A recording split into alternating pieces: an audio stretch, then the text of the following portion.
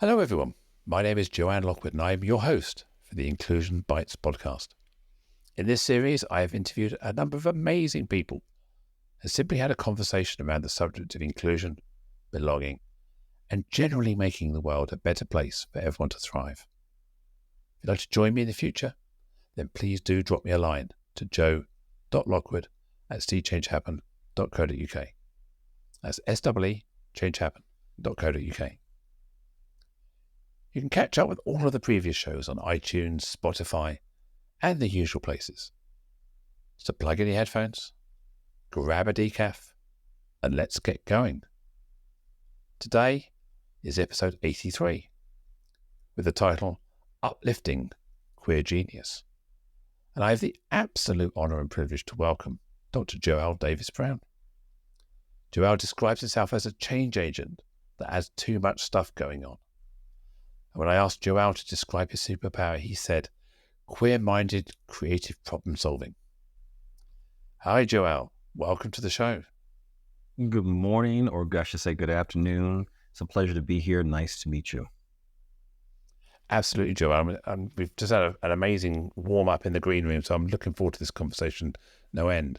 And, we came up with the title, Uplifting Queer Genius. So what's all that about from your perspective? I think, we're at a time in global history where queer people are being denounced and, how should I say it, discriminated against, criticized, misunderstood on in new and not so new ways. And what is ironic is that a number of the skills that the world needs in order to create a world that works more perfectly for all of us, a lot of the things that the queer community embodies are those very skills. And so this is an opportunity for us as a community and as a world to start to fully recognize, appreciate, and understand what queer people bring to the world from a leadership standpoint, from a transformational standpoint, from a spiritual standpoint, and from a global standpoint, in order to take advantage of our talents, to honor our gifts, and hopefully, I would hope as a byproduct, to make more space for us in the world, given the beauty that we possess and the things that we naturally use and utilize just by virtue of being queer. So, there's a lot there that we naturally, I think, bring to this space, bring to the world, bring to a lot of different dimensions and regions and parts of the planet. And I think it's about time for us to spend some time really examining what those are and really giving breath to how queer people actually benefit the world, as opposed to this persistent narrative, which is one where people see us as a threat.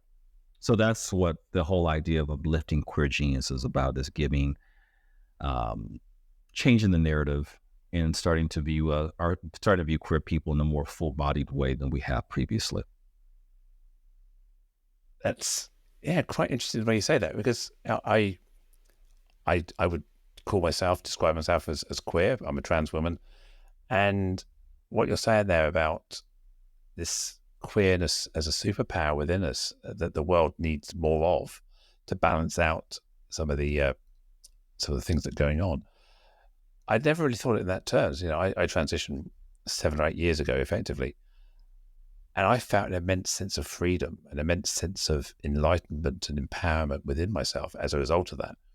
And I put a lot of that down to my gender identity, but maybe there's a whole different dimension in there that you're talking about here, around the extra dimension of queerness, not just around gender, it's around sexuality and the multifaceted nature of queerness that brings out that real richness of difference of experience that maybe straight people, cis people have, that they don't, as you say, they see us as a threat because we're prepared to challenge the status quo, break out societal norms, live into this constructs of society that they've defined over the years. Is that what you're saying there? Is that the influence of what you're saying? Is this empowerment we have that maybe that's just we bring to the world, or is it more than that? I think it's more than that. I think it starts with empowerment. What you described is a beautiful process of self-discovery, the self-realization of going within to learn more about yourself so that you can be your full and best self. Even that by in and of itself requires courage and commitment and a certain level of energy that a lot of people choose not to possess. I'm not going to say people don't have the capacity, but people choose not to possess. And what you have experienced is what a lot of queer people, a lot of trans people, a lot of LGBTQ plus people have experienced, because we have to. In order for us to be fully who we are, we have to excavate our truths. We have to understand our realities and our worldview. We have to give voice to our full identities and our aspirations. And in doing so, we help to create freedom for ourselves. Just modeling that process, I think, is something that could be a benefit to a number of people and to a number of global citizens, because how many of us actually take the time and actually create the space to be fully free? And I'm not speaking just in terms of historical systems of oppression. I mean, to give ourselves permission to be free, regardless of whether someone says, I deem you worthy of freedom. I deem you worthy of love. I deem you worthy of being happy or being fully expressed as a human being. We give ourselves permission.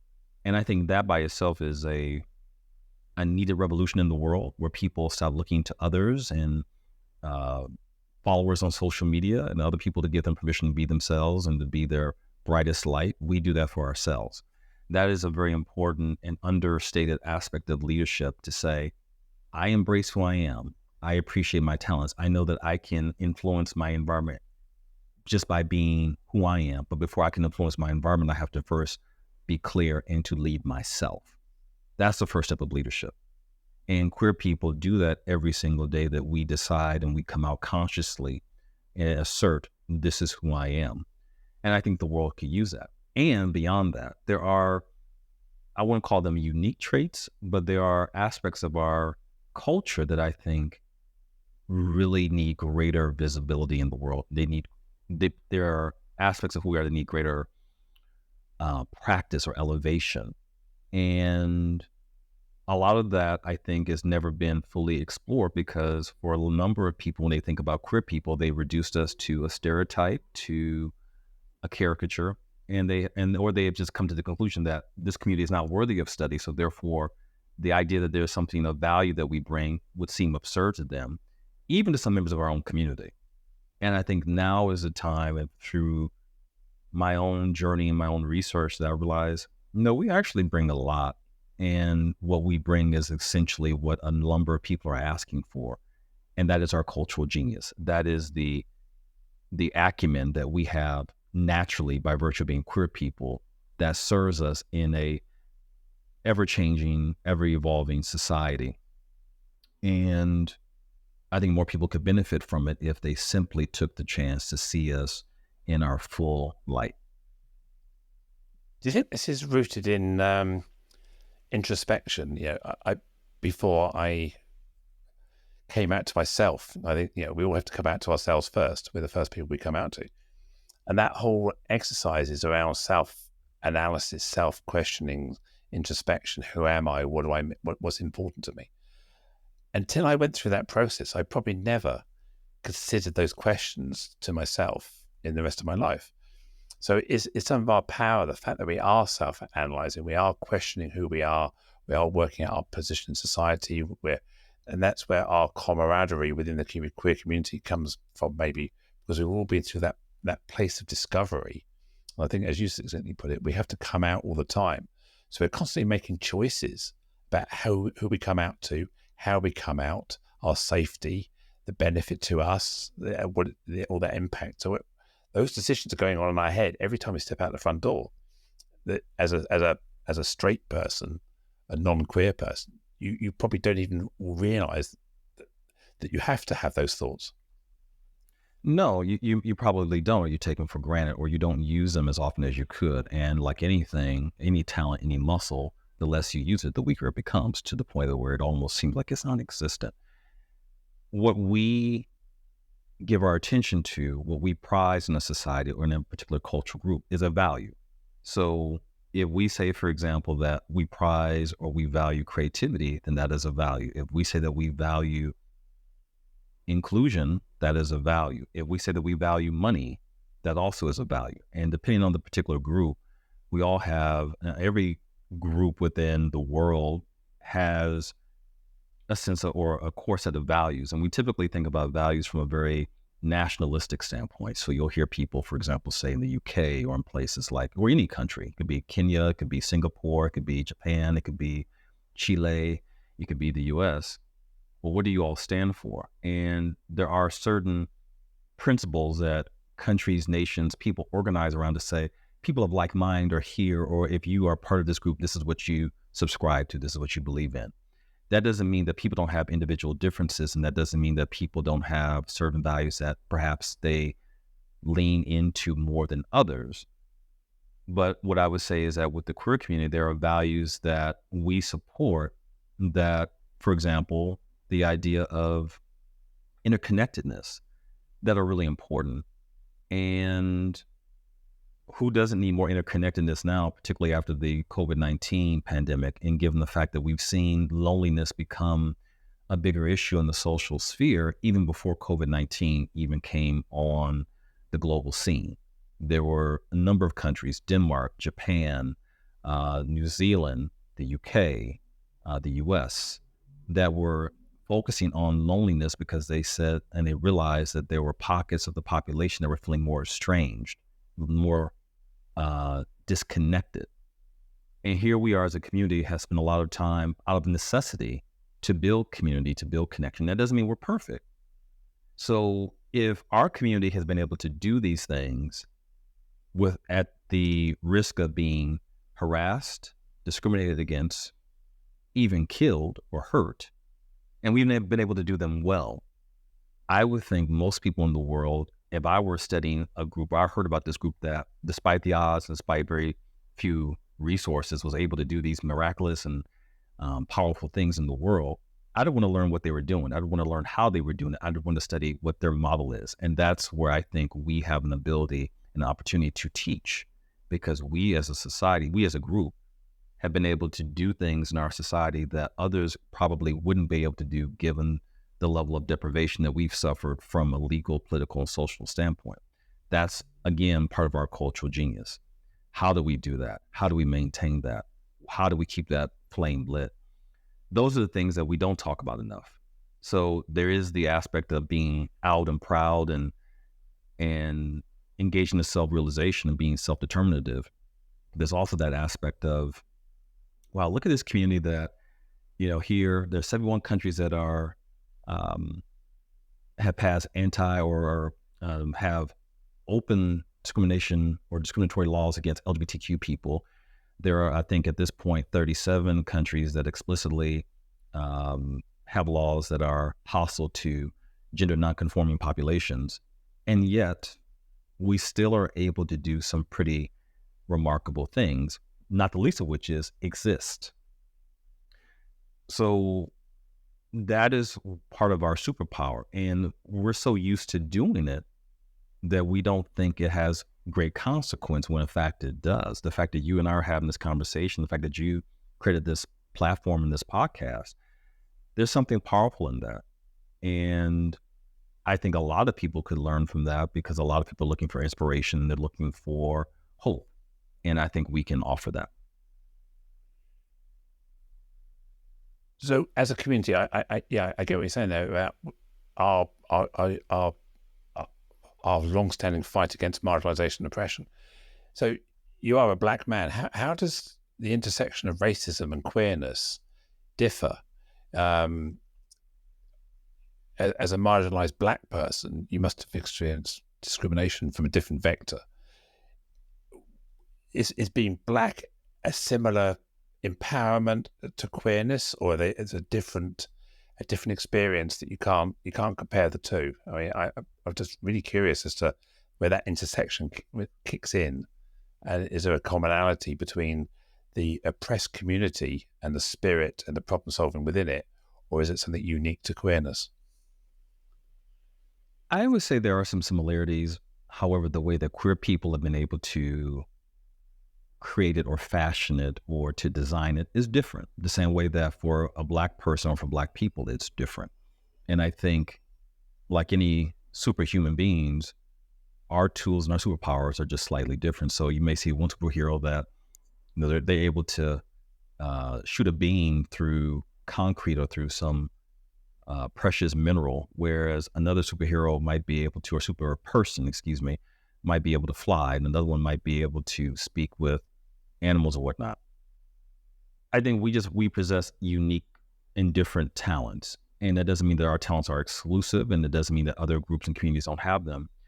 One of the things I like to remind people is that people of color, or I know in the UK, I think it's Black, Asian, minority ethnicities, also are part of the community. So it's one and the same, right? So there's not always this distinct difference between the groups. You have people of color who are queer in the community, and those superpowers have been embellished, expanded upon, or enhanced by their experiences in different areas. So I think it just, they are different experiences. They're not as different as we make them out to be. It's like having a cousin. So you have a cousin who, you know, you're connected, you have something in common. That would be the human experience, but their life is completely different than yours. Let's say they're living in Manchester as opposed to living in Portsmouth. And that's how I think it is when we look at diversity overall, is that, yes, a number of us, all of us have different identities, and yes, they can be distinct, but we all come from the same mosaic. And the emotions and the realities are not all that different. They just show up a little bit differently. And that allows us to maintain our individuality or our unique experiences, but also to recognize that in the whole, there are a lot of things that we encounter that are not all that rare and that are not all that different. You can't talk about white supremacy without talking about heterosexism. And you can't talk about patriarchy without talking about cisgenderism. I mean, they're all connected, right? And just the way that these things play out is just a little bit different. So that's how I think of it. I would say to you, there are definitely times where I have to use my Black superhuman powers, and there are times when I use my queer superhuman powers.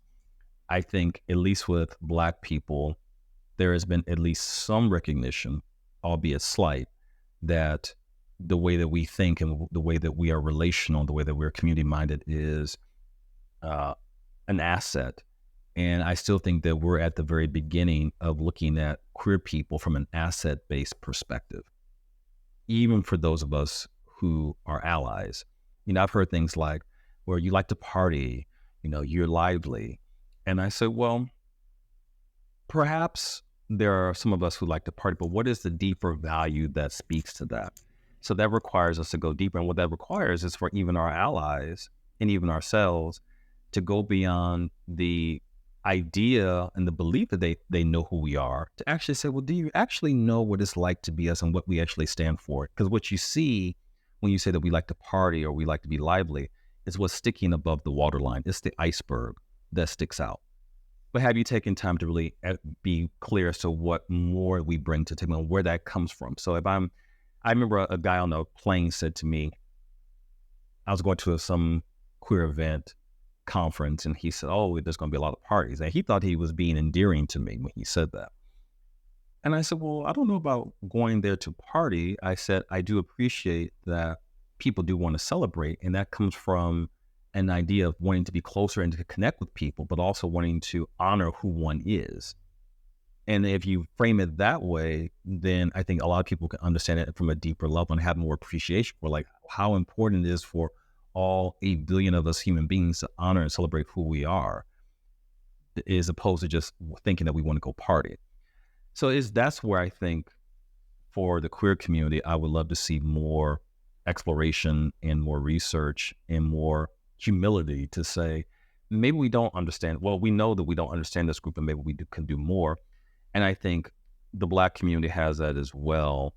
And I would say that there are a lot of parallel synergies and energies between the two groups, and there are obviously some distinct ones. And I just think that right now, the queer community, I think a lot of minoritized communities, but I think the queer community needs we need to take the reins of our narrative and stop allowing other people to define us in ways that are completely disrespectful to our cultural legacy and to who we are.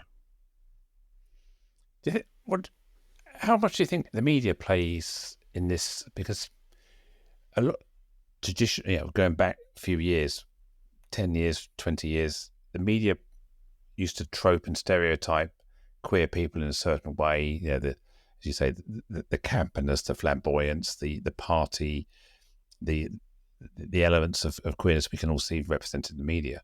But lately, there's been I've noticed a real shift where people aren't centering someone's queerness in the storyline.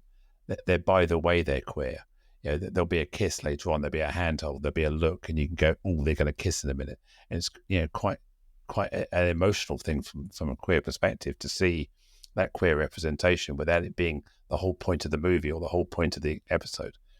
And it becomes a voyage of discovery in the same way that heterosexuality is just a by the way thing. And I think that I see a shift in the media, but before that, it was all stereotypical. Leading to you don't seem gay, you don't sound gay to me. Those kind of microaggressions and tropes that come out. Are we seeing a shift in the media now? Yes and no. I think the media and I think we all know this, the media at the end of the day is an entertainment business. And so it's trying to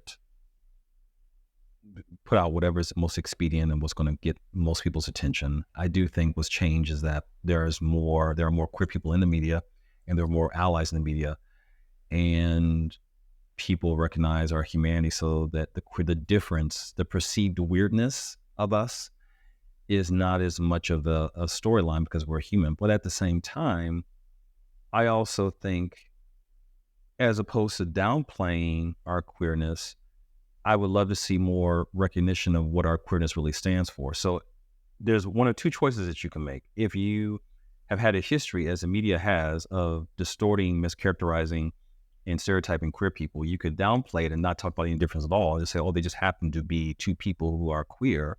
Or you could say, maybe we need to think about how we present queer people in a more positive, affirming, and culturally respectful light. And I would love to see more of that too, because there's parts of me as a queer person that, yeah, this is a queer thing that you might be experiencing and seeing. But let's talk about where it comes from and why it's important, and how being in the crucible known as human existence as a minoritized person has contributed to this, as opposed to just downplaying it as something that's not culturally informed or rich, layered, nuanced, and complex. So I think it's a both and. Has the media improved? Definitely. Are there still more opportunities for us? Yes. And I think one of the ways in which the media can improve its representation of us is not focusing just on the cisgender, straight, male aspect of our community. I've been in many situations where people have said to me, why don't we see more trans people? Why don't we see more bi people? Why don't we see more people of color? Why don't we see more women? I'm like, well, we don't have enough time to talk about that. But at the same time, it's not that complex, because we have the same forces of racism and sexism and cisgenderism and ableism and all those sorts of things are still very much at play within our community, and in terms of how people portray our community. So that would be something nice. And I think also seeing us in a more of an intersectional lens, and recognizing that, for example, what someone represents as queerness may be informed by their ethnicity and by their idea of gender, and that may work for them, but that is not how the rest of the community sees itself. So I think the next chapter for us is, and for how we're viewed in the society as a whole, is to see more of our multidimensionality. You see, we are being recognized more for our humanity. I think there's more work that can be done, but I think also recognizing more of our identities, and recognizing too that, yes, many of us have achieved some level of privilege, but there are still many of us in many countries around the world who don't have freedom. And I think that's the thing that concerns me, is this trope of, oh, you all like to party, you all just are very lively, can give the impression that we're still not being persecuted, which of course we are. So those are things that I worry about, because I want us to have a broad lens when we look at the community, to not create the tragic queer person stereotype, but also not to create the party, everything's okay and nothing's wrong and everything is just and perfect, because that's not true either. And also making sure that we represent all the communities. One of the things I love to say is we are one community, but many people. And I would love to see us represent and show more of the people aspect too. Mm. Yeah, I prefer the term communities rather than community, because we have multiple communities coming together, and there's no one representation, no one view really. Interesting what you're saying there. Does so as a trans woman, one of my ultimate aims is to be perceived as a cis woman, ideally. So in some areas, I want to downplay my queerness and my difference and blend in as much as I can. So my objective in some respects isn't to party, isn't to go out and be visible and flamboyant or express myself openly. Just I almost downplay it, dress for the supermarket, that kind of, I don't want to be obvious. So I think for my, I'm just thinking as you're talking about that, I'm looking to hide my queerness, not because I'm ashamed of it, because as a trans woman, my ultimate aim is to blend in. That's what I'm looking for. So everyone experiences their queerness differently, but obviously I'm proud of who I am. I'm proud of being part of the community. I'm proud that there's this, as you say, there's this superpower, there's this camaraderie, for want of a better word, this shared belief in we are more having a level of empowerment and change agents. So I completely get that, but I feel sometimes that my objective really goes against. It's about blending and hiding. So how does that rationalize? Well, when you say hiding, I guess the question I would ask for you, is it hiding because it's just your personal sensibility, or because you are wanting to maintain your level of safety? It's it's not about safety. It's about the objective. My objective of transitioning is to realize my female potential, and by expressing myself with the trans adjective, if you like, it's creating I'm not as good. I don't pass the test. I failed in my persona to convince you that I'm female. So it's all about trying to blend in as a female persona. I didn't transition to be perceived and read as a man. I transitioned to be perceived and read as a woman. So for me, an element of my identity is not to stand out as a trans woman. Although I'm professionally trans, I talk about it all the time. Just when I go shopping in the supermarket, I want to take my trans hat off and just be a woman. And so it's a different expression. I mean, no doubt, you go to the supermarket. You don't want to go to the supermarket as a gay black man. You just want to go there and buy some eggs. That is true. Joelness is the thing that I go by first. Is I want people to just see me as Joel. And yes, I don't want to bring undue attention to myself, but I think this is where my blackness also has helped me in many ways, because I realize that no matter what I do, people are going to see me however they see me. And people sometimes are going to see me as different, even just by walking down the street, even by going and buying tomatoes or pumping gas into my car or going to the movie theater. And so I think with that, there comes the comfort of, I have to just be who I am, because no matter what I do, people are going to have their expectations and their beliefs as to how I should behave, how I should show up, or they're going to have their reactions to how I am or who I show up. And there's nothing I can do about that. And because my skin tone is going to be one that people are going to notice readily, I don't get away from that. So with my queerness too, I think the goal for any person, at least for me, I'll speak for myself, is to be a fully integrated person, which means I am all of me all of the time. And when you sample me or when you experience me, you're going to necessarily get a little bit of blackness, a little bit of queerness, but you're going to get a little bit of Americanness, but you're also going to get some Midwesternness. You're going to get some agnostic aspect of me. You're going to get the sports lover in me. You're going to get the artist in me. You're going to get the person who is very much the anti-American. You're going to get all sorts of things, and have all those things sampled and not feel like I have to pull back the one, which is the queer aspect of it. So that's where it really comes from. It's It's not so much that I'm trying to um, blend. I just want to be able to have everything show up as it would naturally in any environment and not feel like I have to be diminished in that. And some places it's going to come out more so than others. And I think from the Black standpoint, and of course our journeys are different, it's just a matter of people are going to think whatever they want to think. So I'm just going to be me, and whatever they need to think as I'm in the grocery store, they'll think. Wherever they need to think when I'm in the gym, they'll think. And whatever they need to think when I'm on stage speaking to an audience, they'll think that as well. And at all times, I'm still just going to be me. And so that's part of our unique journeys, right? Is that, yeah, we want to blend, and that sometimes we just can't blend. We are the part of the stew that no matter how much you heat it, no matter how much you stir it, no matter how vigorously you try to blend in those ingredients, some are just not going to blend. And I think I've gotten okay with that and just realized that's just part of my experience as a queer Black man in this world, is that there are parts of me that will never blend. And sometimes that's frustrating, but most times that's okay.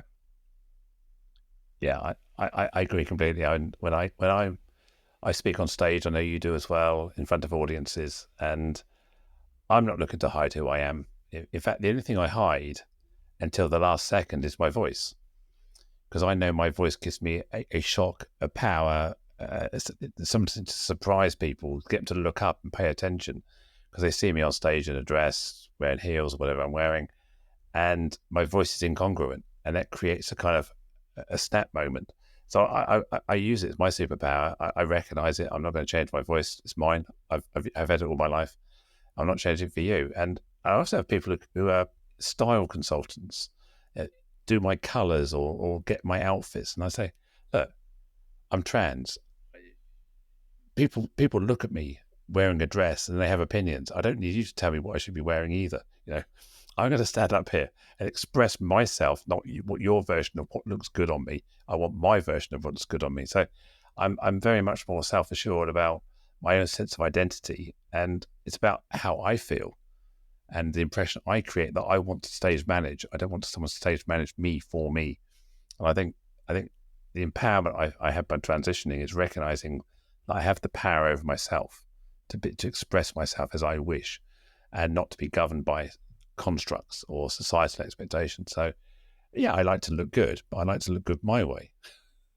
And that in and of itself is not common. The level of consciousness and the way that you're living signals to me, or is a way of being that many of us haven't and don't achieve.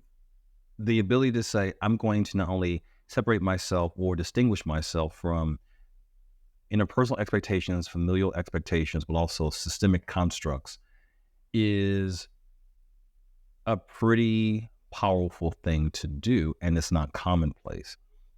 That is one of the things that we, I think, are able to inspire and motivate other people to do, is to say, are you questioning, that's part of being queer-minded, are you questioning what's been handed to you, or do you just accept that there's either this way of thinking or this way of thinking? Do you look at the truths that are set before you as being infallible? Do you take the philosophies and the ideas around the world and heaven and hell, and do you accept those as unbreakable, or do you look back and say, there's a different way that I can think about this, and I don't have to be beholden to what's shared with me or the two polemics that have been laid out for me. I can actually look at something different.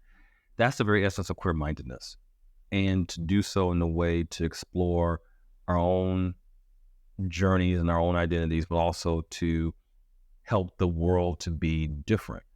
So that is what you just shared, which I'm sure, and I don't want to say I'm sure, maybe for you, you might think, well, that's just who I am, and that's just my way of being, and I'm very comfortable with that fact. That's not so common, and that in and of itself is just one of the very powerful but delicate ways in which I think we help to bring in a different perspective, where people say, I don't have to live a certain way. I don't have to think a certain way. I can be open to love, expression, identity, actualization in so many different ways, which then means if a person can be powerful, then the communities, the institutions, the groups that they inhabit become much more affirming and heart-centered and human-centered as well, as opposed to the opposite, where they become and remain these archaic, formulaic state institutions that many of us are trying to break from in many ways, but many of us have resolved that we'll just deal with them as best we can, and maybe we get away from them by going on vacation or buying a bunch of stuff on the internet or by having addictions or whatnot. There's something to be said of saying, instead of going into the matrix and accepting that, I'm going to swallow the red pill and choose to see life as it is and be different. Yeah, I'm sure, like you, I often walk into a room and I'm likely to be the only one. Yeah, it's the chances are I am one of a very small minority of gender diverse people in the room. And I think you have to kind of get used to that level of uniqueness and the attention that brings, even if it's not overt discrimination or anything like that. It's just the kind of having to explain yourself sequentially, or having to be representative of yourself all the time, even getting a coffee or even hanging out in the lobby or whatever it may be, or going to the toilet and having to have that cognitive load about being different. And I took the choice that rather than you trying to work out or guess who I am, I'm just going to put it out there, just own it and say, look, you don't have to quit. But the difference is, I think professionally that's okay. But in the supermarket, I want to take that load off and just hide, not hide, Yes. you know what I mean? Just chill, Yes. because it's a huge pressure, a cognitive load to go into these spaces and have to be something, not fake or inauthentic, just be a kind of a stage managed model of who you are. Mm-hmm. It's hard to relax. Yeah, I call it, the difference between having to be focused all the time and just being able to casually flow and allow yourself just to be. It's like the ability to be carefree, which for a number of people in society, they don't, that's their privilege. You don't have to think about these things.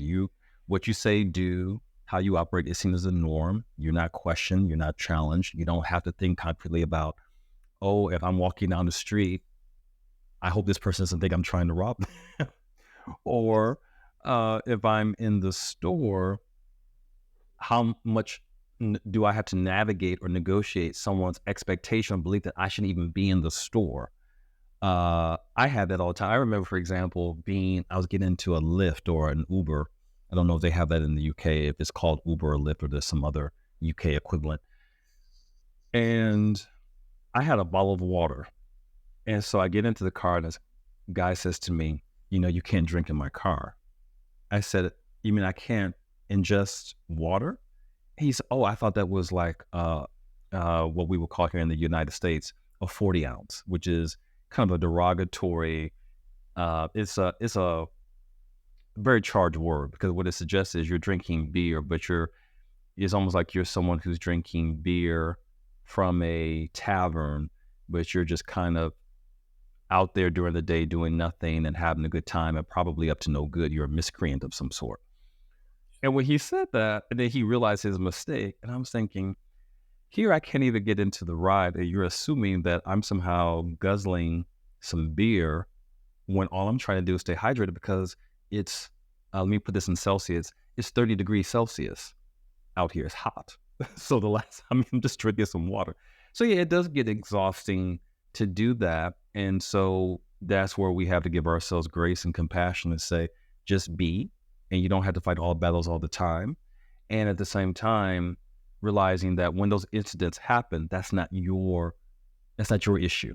That's not your problem per se. Yes, you may have to deal with that situation, but you're not the cause of it. Again, to see yourself as who I am is beautiful, essential to the world. I am perfect as I am, as opposed to the deficit model, which is, or operate from the deficit model of I've done something wrong or who I am is wrong and that's why this happened, as opposed to I'm good and this is somebody else's stuff that they need to work through. That's the balancing act with any of this, is to be yourself and understand that being yourself means that you take care of yourself, you prioritize yourself, and that you are many things. And the one thing that you can also be proud of too is your queerness. And it's not something that you need to hide from or that you need to subjugate or suboptimize, because that is part of what makes you just as beautiful as anybody else. Love that. Love that. We were chatting before I pushed the record button in the green room. We talk about the economic or political climate in the US. You also touched on the fact that 37 odd countries around the world criminalized same-sex behaviors, if that's the word I want to use, same-sex acts. Some of those include women, some of those include trans people, some include death penalty, some include imprisonment, incarceration, beatings, whippings, whatever it may be. We're seeing a rise of this kind of division in the US as well, and the US is a massive country, coast to coast, top to bottom, and you're almost a microcosm of the world, where it's becoming illegal to be trans, illegal to be gay, illegal to talk about it, illegal to express it, and you have to almost double think where you can travel, where you can live, who you can hang out with. I've looked at people on LinkedIn when I'm connecting, checking which state they're in as to how likely they are to want to have a conversation with a trans woman, because they're coming from a southern state or a state that is potentially hostile. Right. The climate is hostile. The political climate in that state is hostile. So how do you navigate living in that toxic, developing political climate in your own country? I'm so over the US on some level. I am so over the US. And when I fantasize about moving places like Spain or the Netherlands or going to Kenya or to Singapore, the reality is there's no place to go. It's happening in different levels. And part of what's happening in the US is part of what's happening across the world in places like the UK, in France, and Hungary, and Poland, and Russia, and Italy, and Spain, and the Philippines, and Chile, and Argentina, and Brazil, and Ghana, and Uganda, and the list goes on. Singapore as well, China, the list goes on and on, Australia. So I think that's the first thing we have to realize, is that this is part of a larger global trend. And the U.S. has its own role in it. And I think the U.S. has a very important role, because we're exporting a lot of our ism, a lot of our prejudice, and a lot of our methods, right? So the whole idea of fake news and a lot of the autocratic behaviors that we've seen in the U.S. have been mutually reinforced and have taken root in other countries as well. It is very difficult until you remember the history. And that's where I think is really important. So 2016 to 2020 was probably the most dystopian time I've ever had as an American. When Donald Trump was president, I thought to myself, if he is reelected, I have to leave this country, because it was just maddening every day to wake up and to think, okay, how else are you making the world a miserable place? And as you and I were discussing before, there's almost like this patchwork quilt of jurisdictions of states where here you can be okay, it's okay to be queer, and here it's not. And it could be very easy to fall into a sense of helplessness until you start reading and learning and remembering our history.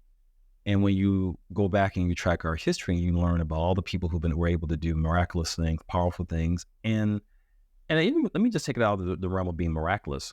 They were able to be authentic and live their lives, and they did so in the midst of very repressive laws. Then that tells me that we can handle what's being thrown at us now, and we'll be okay. This stuff tends to be cyclical. And right now we're at the bottom of the cycle, or we're at a low point in the cycle. And I think the reality is that the fantasy would be to think we could escape it by moving someplace else. What I would love for us to do as a community, but also as a globe, is to start talking more across national lines about what we can do to support each other, which means that people in the global north and the global west have to show greater humility and be open to learning from those our friends in the global south and global east, what we can do differently and what we can do together to counter some of this stuff. And Right now, things still seem kind of bizarre because, yes, there are 71 countries that have criminalized same-sex relations. There are 37 countries that have made it de facto illegal to be trans or gender nonconforming. And at the same time, think about where we have come. And so our legacy is one of persistence, one of um, commitment, and one of fighting for ourselves and advocating for ourselves. And we have to remember that. And we also have to make sure that we find times to rest and to enjoy our lives and not to be in a constant state of vigilance, because it leads to burnout and it can zap our energy and it can take away our life pulse and our life force. So there are times, and quite frankly, I just said to someone the other day, they asked me where my partner and I are looking to move to a particular state. And they said, well, why don't you move here? You come here and join the fight. And I said, I want to come someplace and live. I don't want to come someplace and fight anymore. I've dedicated 40 plus years of my life to this. I deserve to have at least maybe 10 years of just watching Netflix and toiling in the garden and walking around the neighborhood with my dog, and I have to worry about some of that stuff. And the reality is too that sometimes that's just not possible. So I pick and choose my battles. I always look for inspiration from my friends abroad like yourself who are fighting along the same front. And I also take times to rest. And I also realize too that in some way, because I don't want the next generation to have to experience the things that we're experiencing, I cannot completely abdicate my responsibility. And so I'm selective, I'm intentional, I'm always strategic and savvy. And when it's time to speak up, you speak up. And that's the best that any of us can do. And that's, again, been our historical legacy since time immemorial of what queer people have always done, is say, we're going to be here and we're not going to back down and allow someone to tell us who we can be and what we can do. So it's difficult. There's no easy answer. And I think having conversations like this can only, one, build connections so that we can lean on each other when we do feel tired and zapped, but we can also feel inspired by each other and continue to support each other in different ways, and know that each of us collectively, but individually, is marching towards the center and marching towards a place where we can all be free. It's easy to sort of demonize a certain group of people that are instigators of these views and these beliefs. I mean, I would always use the expression, the Christian far right as a kind of a body, well-funded, monetized, agendas around, perceived agendas around family values, but a lot of it is just around the patriarchy trying to exert control and create division, and a lot of this is leaking across the Atlantic.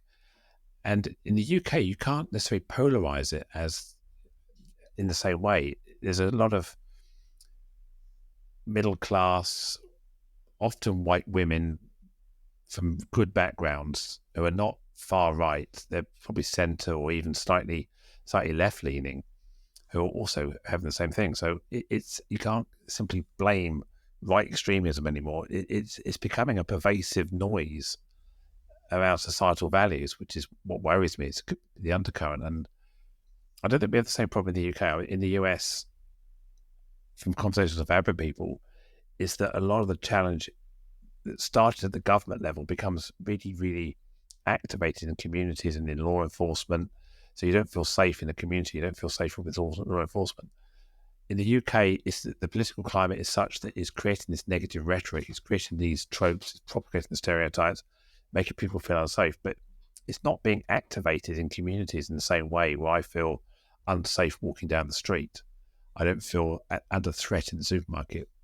I know some people who are queer have suffered violence, etc., etc. But my lived experience is it's a fairly safe environment day to day. Whereas I get the impression in the US, in certain areas of the country, you are more likely to experience violence and hurt and overt discrimination than maybe we do in the UK. Is that relatable, or have I misunderstood that? Well, I would say your perspective is interesting, because when I talk to my friends in the UK, I get a different perspective. I get a perspective that, depending on where you are, it can feel dangerous. It can feel, you can't feel marginalized. And of course, that level of safety is going to be different. It doesn't necessarily mean people are going to attack you, but you can feel You can feel frozen out. You can feel that people challenge your right to be in the UK. I mean, we certainly are seeing that on a number of different levels around immigration, around Oh, yeah. anti-Muslim rhetoric.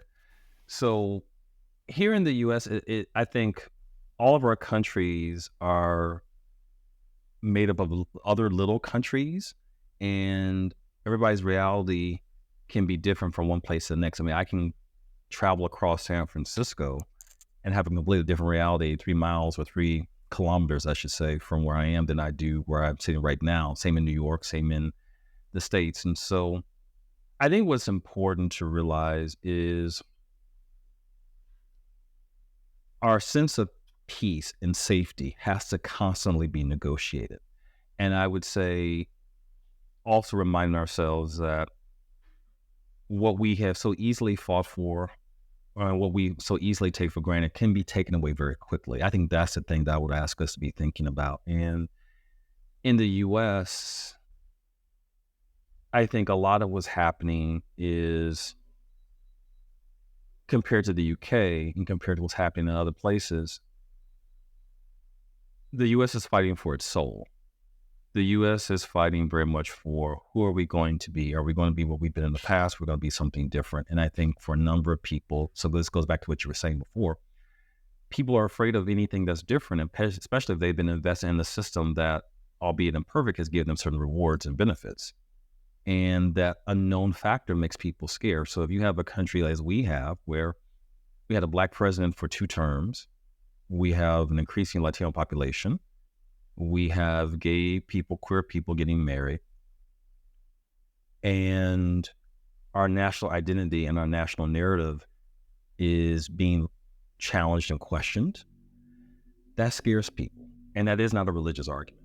And you're seeing the same thing happen in places like France, where, for example, there's the secularism. It's not a religious argument that families should operate with, a man and a woman at the head of them. It's this whole traditional idea of, this is how French culture is supposed to be. It's not necessarily a religious argument as much as it is a traditional republic type of argument that we have existed this way, and how dare anybody tell us that we should be different. Yeah. So I think in the U.S. There's a strong element of that that's the same, and I think there is the religious argument that fuels a lot of that, or some of these, and I wouldn't call them all religion, but some of these right-wing Christian beliefs.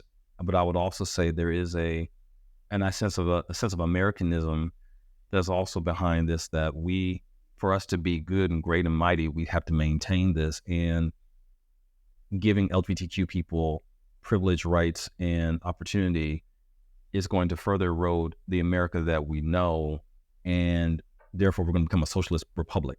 Even though many Americans don't even know what it means to be socialist, and though many Americans don't realize that a lot of the programs that we benefit from are indeed very much socialism.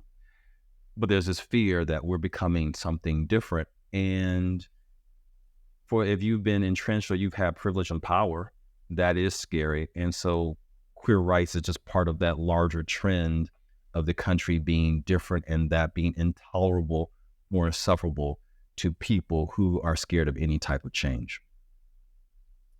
So how do you challenge the paradox of tolerance? You've got to be intolerant of intolerance. It's a really nuanced thing. And people often, when we talk about inclusion, belonging, what we both talk about, the need to be inclusive, they naturally people believe you've got to hear all views, you've got to balance arguments. But at some point, you've got to say that your views go beyond the bounds of what's right and proper in a decent society. So how do you balance this intolerance of intolerance while creating cohesive, inclusive conversations?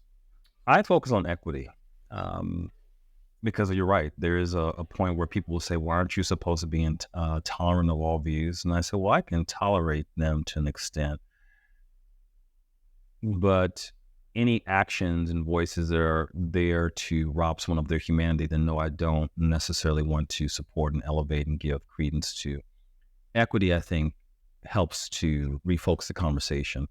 How can we make sure that everybody is taken care of while recognizing the different systems of historic systems of oppression that have kept some people at the margins?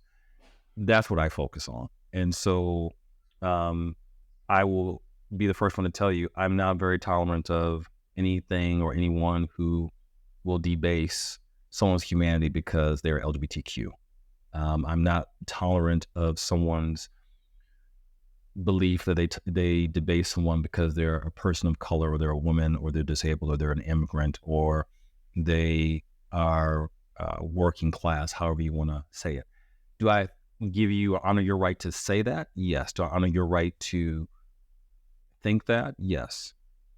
However, as a society, I think that's where we have to focus on equity and realize that while people can say and think anything that we want, this goes back to what we talked about at the beginning, values. Our value as a society is that we have said that we want to make sure that people, regardless of who they are, and in celebration of who they are, they can be their best selves as long as they're law-abiding citizens. And I know that whole law-abiding could be charged as well. But as long as they are wanting to contribute to society in a meaningful, positive way, that we're here to support them, and we're here to make sure that people can do so to the best of their ability in their own authentic way. That's where I come from with it.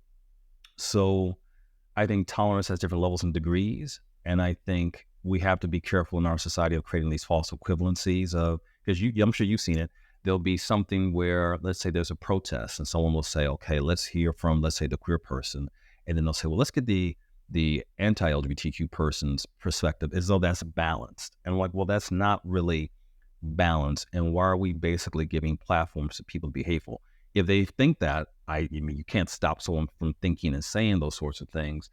But what I think we have to do, just like we wouldn't necessarily give credence to someone who injures someone or physically attacks someone, we have to also recognize that we're creating the same type of dynamic when we say to someone, it's okay for you to, we're going to treat your opinion as though it has validity and reason and logic, when in fact it doesn't.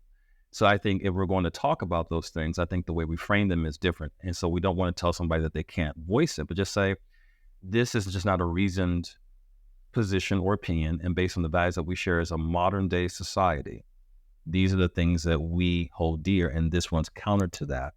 And these are just not values that we want to uphold. And these are not values that we want to celebrate or honor. And I think that's the way that we do that. So there are some people who, I think disagree. And there are a lot of interculturalists out there who will just say it's just a difference of opinion when people have these different views. But I think from a human standpoint and from a power and privilege standpoint, when you do that and you treat these opinions as being neutral, you ignore the histories of our world. Notice I said histories, and you ignore the ways in which people have been oppressed and people have been harmed. And I think in our society today in 2023, that is just not acceptable.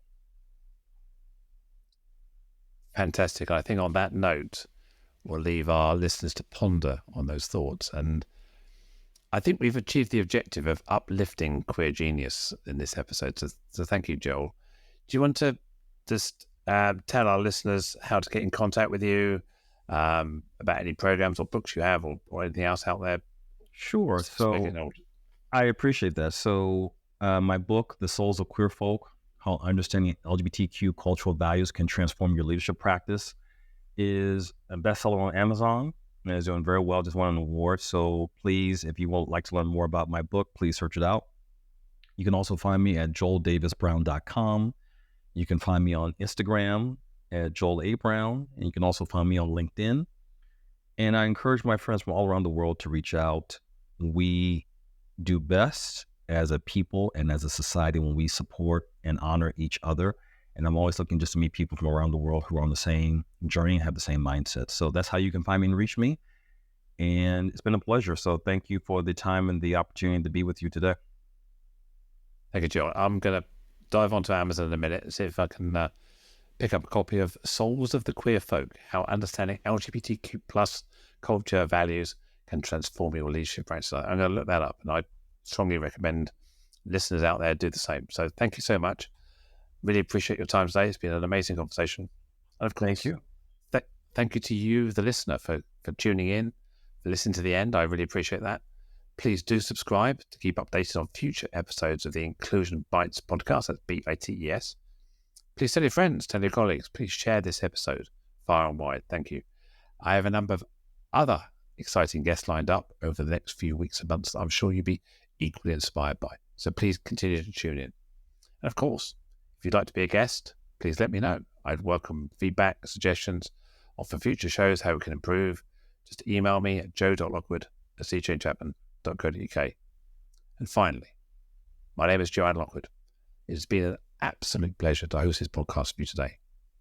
Catch you next time. Bye.